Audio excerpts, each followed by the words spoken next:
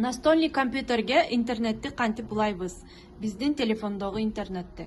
Эгер телефонуңуз Wi-Fi чачырата турган интернетти болсо, анда ушундай обычный зарядниктин кабелин аласыз.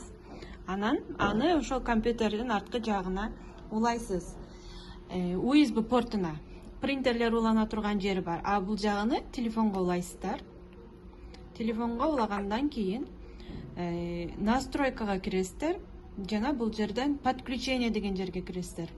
Анан ылдый жакта точка доступ и модем деген жери бар. Ошол жерден сиздер точка доступту жандырып, башка телефондорго, ноутбуктарга Wi-Fi чачырата турган болсоңуздар, а бул жерде USB модем деген кнопкасын басып туруп, басканыңыздарда мына компьютерден өзү ушундай терезе ачылат.